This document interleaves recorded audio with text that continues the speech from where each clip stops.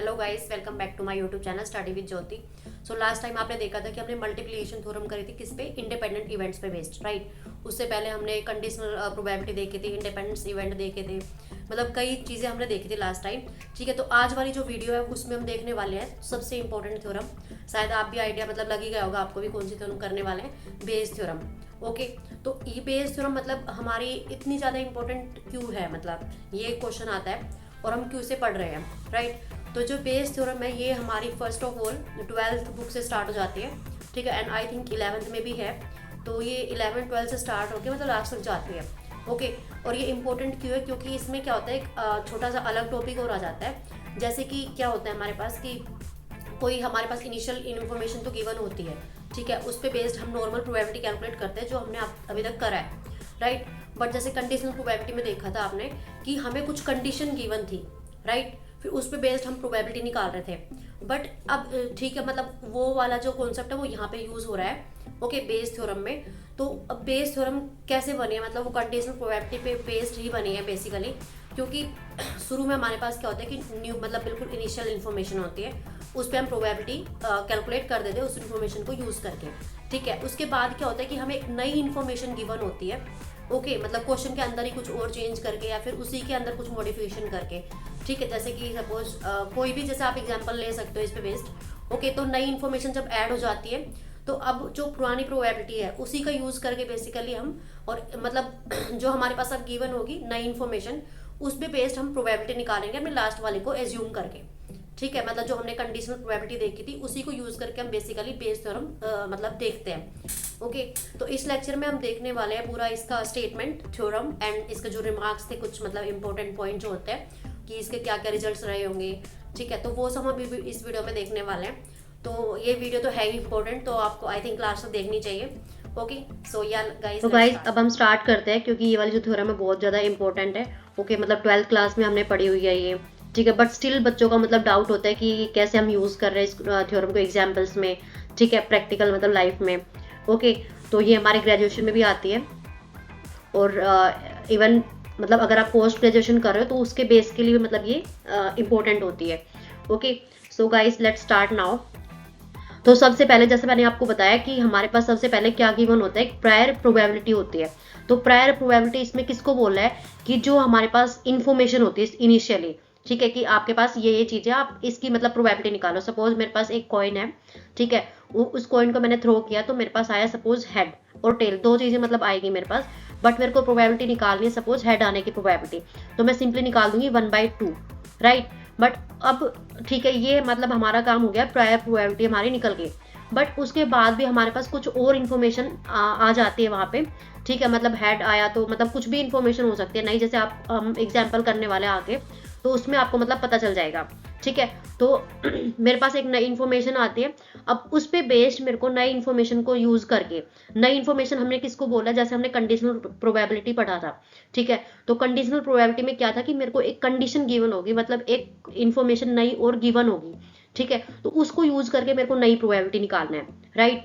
तो अब जो नेक्स्ट है, मतलब जो हमारी नई इन्फॉर्मेशन थी उस वो हमारी किस पे लगेगी, कुछ और मतलब जैसे कोई क्वेश्चन वगैरह दिया हो, कुछ एग्जाम्पल दिया होगा, ठीक है, और ऑब्वियसली वो हमारे पास कुछ प्रैक्टिकल एग्जाम्पल ही होगा, ठीक है। तो उसमें हम क्या करते हैं, वहां पे हमारे पास हमारी क्या लगती है, बेस थ्योरम की एप्लीकेशन लगती है, ठीक है। क्योंकि एप्लीकेशन क्यों मतलब क्यों कही है इसको, क्योंकि बेसिकली हम वहाँ पे बेस थ्योरम को यूज करके ही प्रोबेबिलिटी निकालते हैं, ठीक है। और जो प्रोबेबिलिटी निकलती है उसको हम बोलते हैं ये पोस्टीरियर प्रोबेबिलिटी।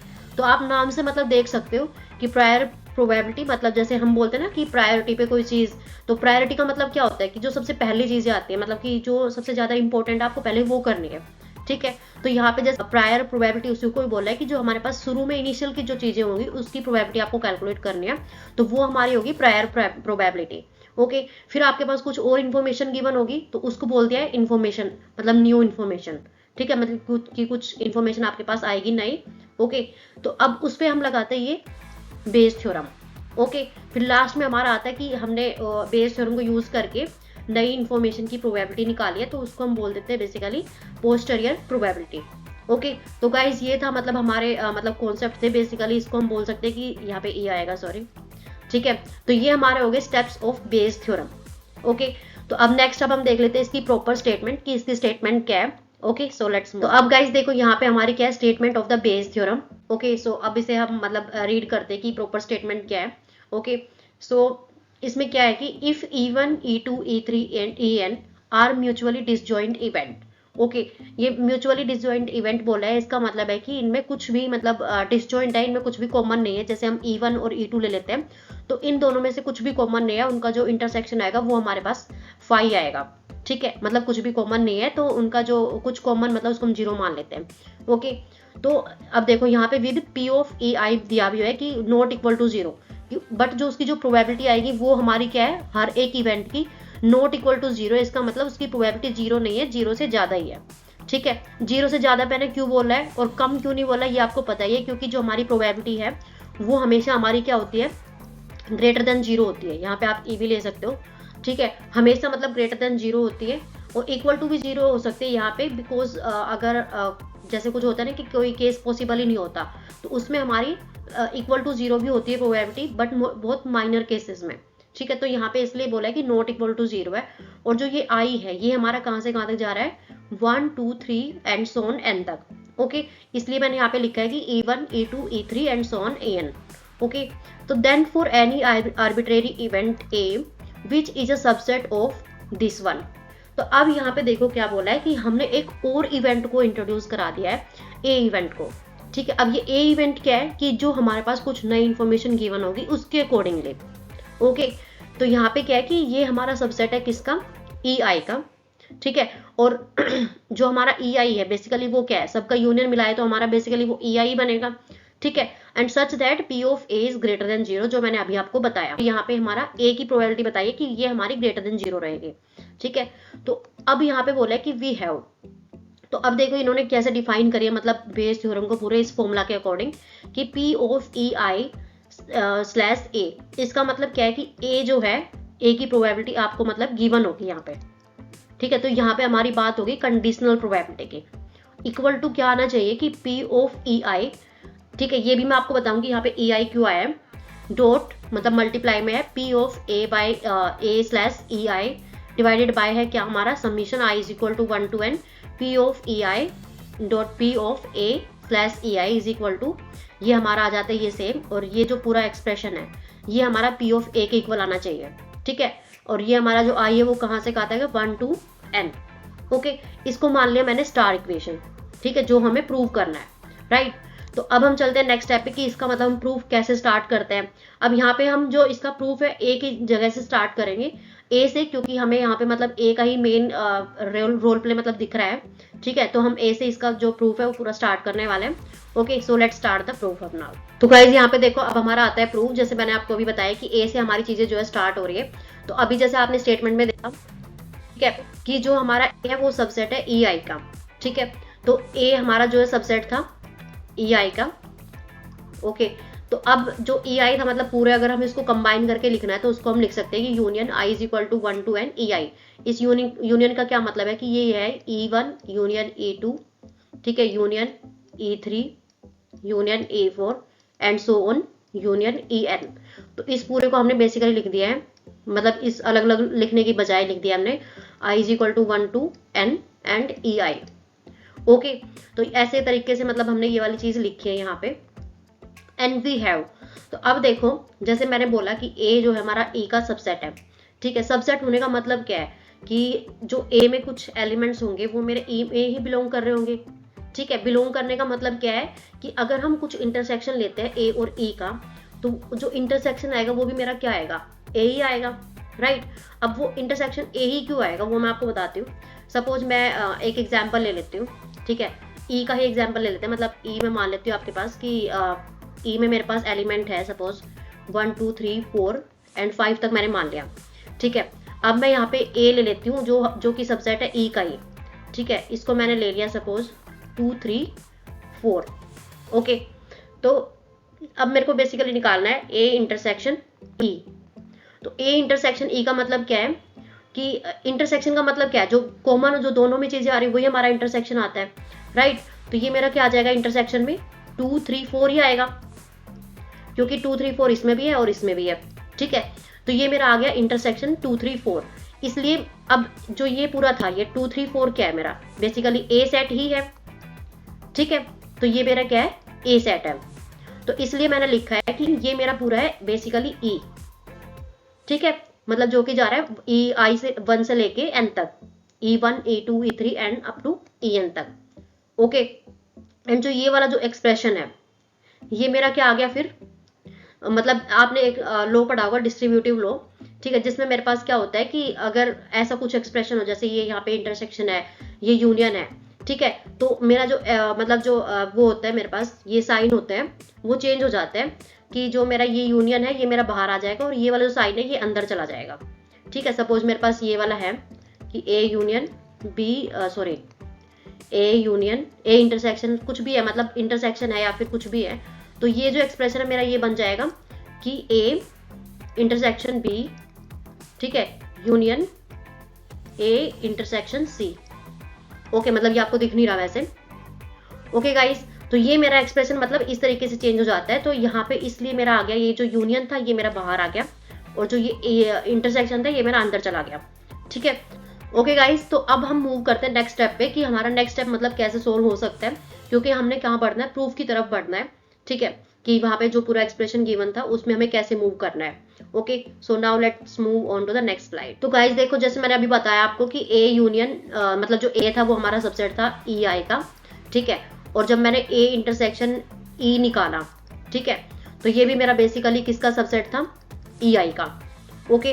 तो इस पूरे को मैं लिख सकती हूँ ई आई, मतलब ए इंटरसेक्शन ई आई सबसेट है मेरा ई आई का, okay. And I is going to मतलब from 1 to n, okay, are mutually disjoint event, जो मैंने स्टार्टिंग में आपको बता दिया था, मतलब ये मेरे पास क्या है, गिवन है चीजें, ठीक है, कि डिसजॉइंट इवेंट मेरे पास गिवन है, मतलब जो ये गिवन है E1 E2 and so on, सारे मेरे पास डिसजॉइंट इवेंट है, ओके। तो अब जब मेरे पास ये डिसजॉइंट इवेंट आ ही गए हैं, तो जो मेरे पास एक थ्योरम आपने पढ़ी थी कि जब जहाँ पे हमने एक्सियम्स पढ़े थे प्रोबेबिलिटी के, ठीक है, वहां पे हमारे पास 3 एक्सियम थे कि जो टोटल प्रोबेबिलिटी होती है वो मेरे पास 1 होती है, ठीक है, और हमेशा जो प्रोबेबिलिटी वो तो नॉन नेगेटिव मतलब कि पॉजिटिव प्रोबेबिलिटी होती है।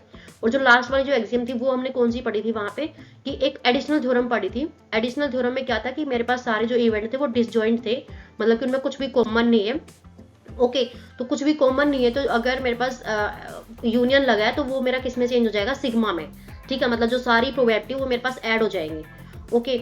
तो उसकी हेल्प से मेरे पास यहाँ पे क्या आ गया कि मेरे पास पी ऑफ ए था इज इक्वल टू, यहाँ पे मेरे पास क्या था, यूनियन था, ठीक है।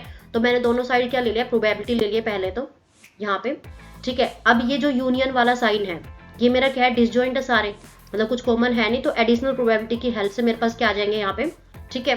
तो एडिशनल की हेल्प से मेरा आगे जो ये यूनियन था, ये साइन ये मेरा चेंज हो गया सिग्मा में, okay. I is equal to 1 से लेके n तक P of A intersection E i, okay.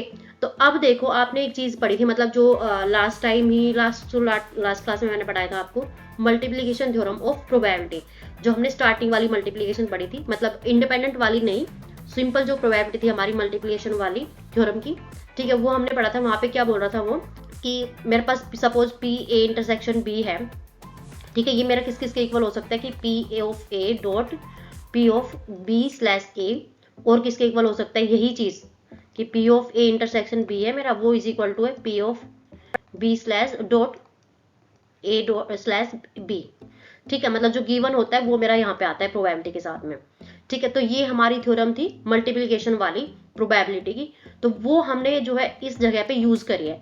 अब सपोज आप ये ए को तो चलो ए ही मानो और ई आई को मान लो आप थोड़ी देर के लिए, मतलब माइंड में एज्यूम कर लो कि ये मेरा बी है, ठीक है।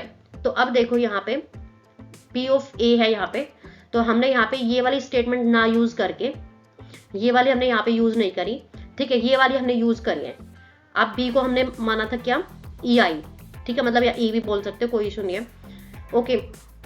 तो यहाँ पे आ गया मेरा P of B, P of B मतलब कि P of E i, sigma हमारा ऐसा ही है, इसको आप मत देखो अभी, ठीक है। डॉट में आ गया ये मेरा मतलब मल्टीप्लिकेशन में पी ऑफ ए, यहाँ पे भी देखो पहले क्या है, ए है और फिर स्लैश ई आई मतलब कि ये बी, ठीक है, मतलब जो हमने 2 इवेंट्स के लिए कंसिडर किया था केवल। तो ये आ गया हमारा इस थ्योरम की वजह से, मतलब मल्टीप्लिकेशन थ्योरम ऑफ प्रोबेबिलिटी, ठीक है। तो हम इस स्टेप तक पहुंच गए हैं। अब हम इसमें क्या करने वाले हैं, जो हमने ये वाली जो स्टेटमेंट यूज नहीं करी यहाँ पे, इसी को यूज करके बेसिकली मतलब जो हमारा प्रोबेबिलिटी है, ये जो प्रूफ है उसकी तरफ मूव करने वाले हैं। क्योंकि देखो यहाँ पे P of A intersection B मेरे पास ये होता है, ठीक है। अब यहाँ पे मैं B को क्या एज्यूम कर रही हूँ, EI मान के चल रही हूँ, ठीक है।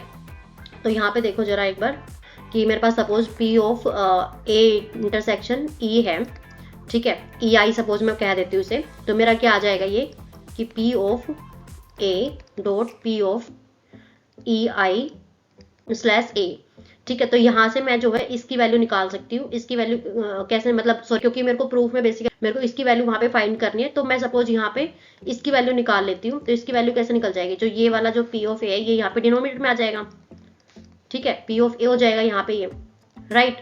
तो ये डिनोमिनेटर में आ जाएगा ये चीज। तो यहाँ पे मैं क्या कर सकती हूँ, ये वाली वैल्यू पुट कर सकती हूँ, राइट। तो यहाँ पे जब ये वाली वैल्यू मैं पुट कर दूंगी और P of A intersection AI की जगह मैं जो मेरे पास सिंपल जो मल्टीप्लिकेशन वाली थ्योरम होती है वो मैं यूज कर लूंगी, तो मेरे पास जो है फाइनल रिजल्ट आ जाएगा, राइट। तो एक बार हम नेक्स्ट स्टेप में मूव करते हैं कि कैसे मतलब हमने नेक्स्ट स्टेप करा है। तो यहाँ पे देखो गाइस, जैसे मैंने अभी आपको बताया कि जो दूसरा जो पार्ट होता है, जैसे एक तो हमारे पास ये वाला हो गया A intersection EI is equal to P of EI dot P of A slash EI, ठीक है। तो दूसरा जो होता है वो मेरे पास ये वाला स्टेप होता है। तो यहाँ पे मैं क्या करूँ, जैसे मैंने अभी P ऑफ A की वैल्यू लास्ट स्टेप में कैलकुलेट करी थी कि ये वाली आ रही थी, ठीक है। अब जो P of A intersection EI की वैल्यू है वो मैं क्या पुट कर दूंगी, ये वाली,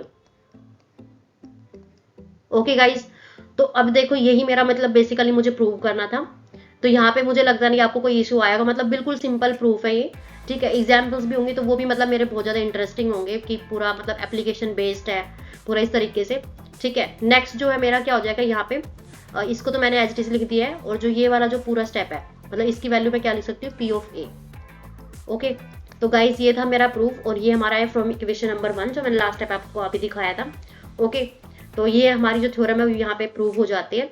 तो अब हम जो है इसके जो मेन स्टेप्स थे, मतलब कि स्टेप्स तो मैंने देख लिए कि इनिशियल प्रोबेबिलिटी थी मेरे पास पहले, ठीक है। मतलब इनिशियल इन्फॉर्मेशन के अकॉर्डिंग मैंने प्रोबेबिलिटी निकाली, जिसको मैंने बोला प्रायर प्रोबेबिलिटी, ठीक है। उसके बाद मेरे पास कुछ न्यू इन्फॉर्मेशन आई, उस पर बेस्ड मैंने यहाँ पे उसको यूज करके न्यू इन्फॉर्मेशन को वहाँ पे बेस थ्योरम अप्लाई करी। उसके बाद मैंने पोस्टीरियर प्रोबेबिलिटी जिसको हम बोल रहे हैं वो प्रोबेबिलिटी मैंने कैलकुलेट करी। जो पोस्टीरियर जो प्रोबेबिलिटी वो हमारी बेसिकली ये वाली प्रोबेबिलिटी है, ठीक है, कि मैंने A इन्फॉर्मेशन को मतलब यूज करके इसकी प्रोबेबिलिटी निकाली है, ओके। तो अब इसमें कुछ रिमार्क्स गिवन है, तो वो एक बार हम गाइस देख लेते हैं, okay. So let's move on. तो गाइस ये हमारे पास रिमार्क्स है। तो इसमें पूरा वही बताया जो मैंने अभी मतलब पढ़ा, कि जैसे अभी पूरा बताया आपको कि the probabilities P of E1 P of E sorry यहाँ पे E2 आएगा, E3 एंड EN, ठीक है, are termed as the prior probabilities because they exist before we gain an information from the experimental itself. तो यहाँ पे prior probability आपको मतलब क्लियर हो ही गया होगा कि किसको बोल रहे हैं, कि मेरे पास शुरू की जो इन्फॉर्मेशन है उसको यूज करके मैंने प्रायर प्रोबेबिलिटी बोला है, कि मतलब किससे पहले गिवन है, जो मेरे पास बाद में न्यू इन्फॉर्मेशन आएगी उससे पहले मेरे पास जो ओरिजिनल जो इन्फॉर्मेशन थी उस पर बेस्ड मैंने प्रोबेबिलिटी कैलकुलेट करी है, तो वो मेरी हो जाती है प्रायर प्रोबेबिलिटी, ओके। नेक्स्ट मेरा आ जाता है the probabilities A slash P of मतलब A slash EI I is from 1 to N, okay, are called likelihoods, okay. तो लाइकलीहुड्स क्यों बोला है, because they indicate how likely the event A under consideration is to occur, okay. तो जो हमारा ये वाला जो डिनोट कर रहा है P of A slash EI, मतलब कि क्योंकि जो A था ये वाली प्रोबेबिलिटी मैंने कैसे निकाली है, EI की इंफॉर्मेशन को यूज करके जो मेरे पास न्यू मतलब स्टार्टिंग वाली जो इन्फॉर्मेशन थी, ठीक है, इसको हम बोल रहे हैं लाइकलीहुड, बिकॉज क्योंकि ये इंडिकेट करता है कि जो A है वो कैसे लाइकली मतलब कंसिडरेशन में हम उसको ले रहे हैं, ठीक है, कि इवेंट के साथ में, ठीक है। तो गिवन ईच एनी एवरी मतलब अ प्रायर प्रोबेबिलिटी, ओके। तो अब हम थर्ड रिमार्क देखते हैं गाइस। तो जो थर्ड रिमार्क है वो मेरे का क्या बोल रहा है कि द प्रोबेबिलिटीज EI, जैसे मैंने अभी आपको बताया कि A स्लैश EI क्या था, ठीक है। अब मेरे पास क्या है, तो E मतलब A ये वाला जो था हमारे पास P ऑफ EI, ये तो हम अभी देखने वाले हैं, ठीक है। जो मेरे पास ये था A स्लैश EI, यहाँ पे क्या था कि मेरे पास ये वाली गिवन थी ऑलरेडी, मतलब ये ओरिजिनल इन्फॉर्मेशन थी, उस पर बेस्ड मैंने प्रोबेबिलिटी कैलकुलेट कर दी। बट अब मेरे पास क्या हो रहा है कि नई इन्फॉर्मेशन आ गई है मेरे पास, एंड उस पर बेस्ड मैं निकाल रही हूँ ये वाली चीज, ओके। क्योंकि ए तो मेरे पास पहले था ही नहीं, बाद में आया ना ये, इसलिए मैंने इसको बोला है पोस्टीरियर प्रोबेबिलिटी, ओके, तो गाइस जो नेक्स्ट स्टेप वो मेरा क्या है, from equation number 1 we get the following important result. मतलब कि जो मैंने आपको दिखाया था लास्ट में कि हम ए की प्रोबेबिलिटी कैसे कैलकुलेट कर रहे हैं, वहां से मेरे पास क्या आ गया कि if the event E1 E2 and up to En constitutes a disjoint partition of the sample space S and P of EI is not equal to 0, then for any event A is S। ठीक है, तो ये हमारा क्या आ जाता है कि मतलब ये मेरे पास अगर इन्फॉर्मेशन होती है, मतलब डिसजॉइंट अगर मेरे पास ये पार्टीशंस होते हैं, मतलब इवेंट्स होते हैं बेसिकली, ठीक है, किसी सैम्पल स्पेस के एस के, ओके, एंड जो पी ऑफ ई आई है वो मेरा नॉट इक्वल टू 0 है। तो ये तो हमने ऑलरेडी रिजल्ट देख ही लिया था कि ये मेरा मतलब किस टाइप का रिजल्ट आ रहा है। ओके, तो गाइज ये इन्होंने मतलब एक इंपॉर्टेंट रिजल्ट बताया कि आपको पूरा ना कैलकुलेट करना पड़े, मतलब जहाँ पे एक ही प्रोबेबिलिटी कैलकुलेट करने को बोल रहे हैं तो वो हम बेसिकली कैसे कैलकुलेट करनी है। तो उसमें सिंपली मेरे को कुछ नहीं करना है, P of A is equal to हो जाएगा मेरा पी ऑफ ई आई, जो हम सिंपली कैलकुलेट कर सकते हैं, ठीक है, and P of A slash E I. मतलब कि सिंपल हमने यहाँ पे कंडीशनल प्रोबेबिलिटी कैलकुलेट करी है, जहाँ पे हम ई आई की मतलब इन्फॉर्मेशन कुछ गिवन है। ओके, तो गाइज आई होप आपको ये जो थ्योरम है पूरी कंप्लीट मतलब समझ में आ गई है। तो हमने यहाँ पे जस्ट कुछ नहीं किया, मतलब पहले समझा कि ये बेस थ्योरम किस लिए हम क्यों यूज कर रहे हैं, ठीक है, मतलब क्यों इतने इंपॉर्टेंट है। उसके बाद हमने इसकी स्टेटमेंट देखी, फिर हम आए इस पे थ्योरम पे मतलब प्रूफ पे। तो प्रूफ भी हमारा बिल्कुल इजी है, आपको लगा ही होगा। ओके, तो इसके बाद हमने इसके रिमार्क्स देखे जो कि मतलब बहुत छोटे छोटे और बहुत इजी थे, पूरे थ्योरम के अकॉर्डिंग थे। ओके, तो या guys that's all for today, thank you for watching. And अगर आपको ये वीडियो अच्छी लगी हो तो please do like comment share and subscribe to my YouTube channel. Okay, so अब मिलते हैं नेक्स्ट वीडियो में इसके एग्जाम्पल के साथ में कि बेस थ्योरम का मतलब अगर प्रैक्टिकल एग्जाम्पल है कोई तो वहाँ पे हमें कैसे अप्लाई करनी है। Okay, so yeah guys that's all for today, मिलते हैं नेक्स्ट वीडियो में। Till then bye bye, take care.